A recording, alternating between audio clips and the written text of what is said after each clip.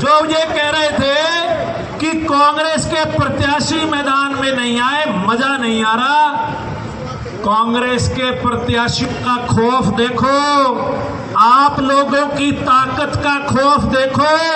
मैं तो करनाल में आज आया हूं, मेरे आने से पहले ही मेरे पे गलत मुकदमे दर्ज कर दिए गए। जगह जगह विपक्ष के लोगों को, विपक्ष की आवाज को दबाने का ये लोग काम कर रहे हैं। मीडिया में ये बात चल रही है 2 दिन से कि दिव्यांशु बुद्धि राजा के ऊपर मुकदमा दर्ज है, वो भगोड़ा है। अरे ये थापी मार के कह रहा है यहां से किसने पकड़ना है, थापी मार के कह रहे हो जिसने पकड़ना है पकड़ लो। और जिस ये गलत मुकदमे की बात कर रहे हैं, इनकी मंशा देखो। हरियाणा के बेरोजगारों की आवाज उठाई, मेरे पे 1 नहीं 5 राजनीतिक मुकदमे दर्ज है और 5 के 5 मुकदमे मनोहर लाल खट्टर जी ने दर्ज कराए हुए।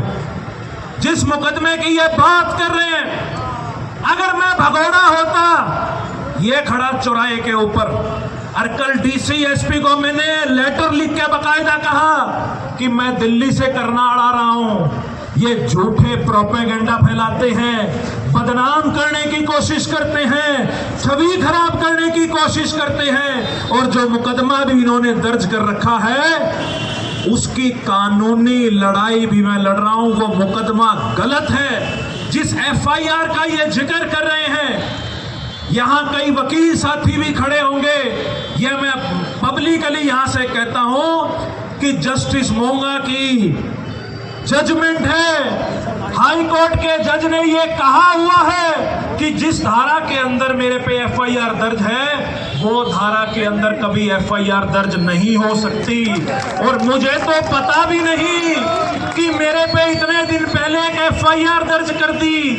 जब मेरी टिकट डिक्लेयर हुई तो सुबह 6:30 बजे किसी का व्हाट्सएप पे फोन आता है कि दिव्यांशु जी आपके ऊपर फलाने फलाने केस में एफआईआर दर्ज है। मैंने उसी दिन हाई कोर्ट के अंदर जाके उस एफआईआर के खिलाफ क्वेश्चन डाली और उसकी तारीख लगी हुई है।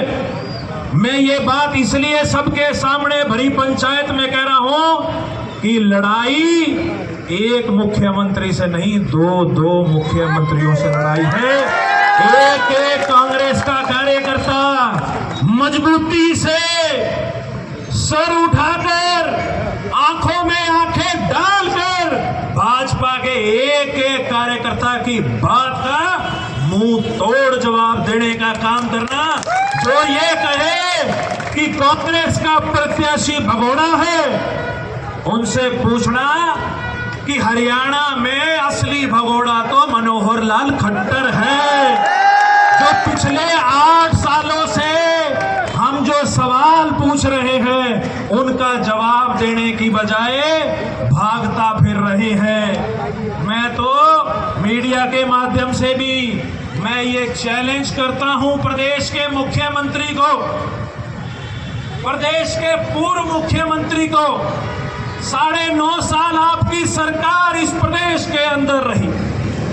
मैं चैलेंज करता हूं, दिन आपका, समय आपका, जगह आपकी, 9.5 साल में आपकी क्या उपलब्धियां आप लेके आओ और 9.5 साल का कच्चा चिट्ठा मैं लेके आऊंगा।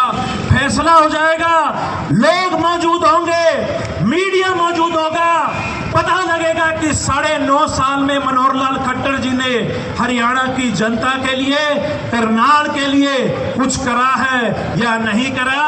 मैं तो आपके आशीर्वाद से और ये युवा शक्ति के जोश से, मैं तो, मेरे मंसूबे जो हैं वो चट्टानों जैसे मंसूबे हैं।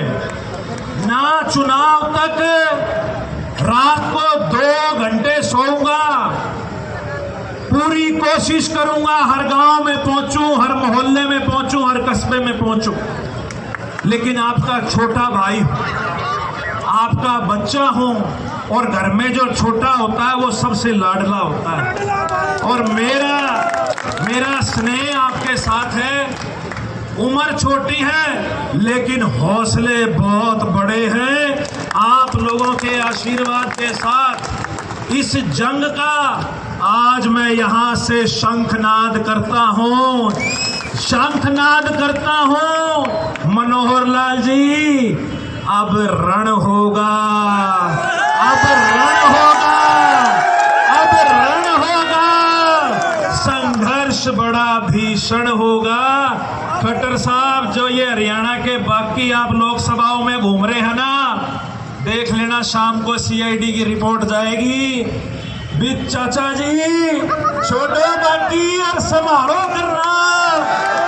मैं आपको विश्वास दिलाता हूं, जो पार्टी ने और आपने मुझ पर ये विश्वास, जो ये आपने जताया है, जो आपने ये जिम्मेवारी मुझे दी है,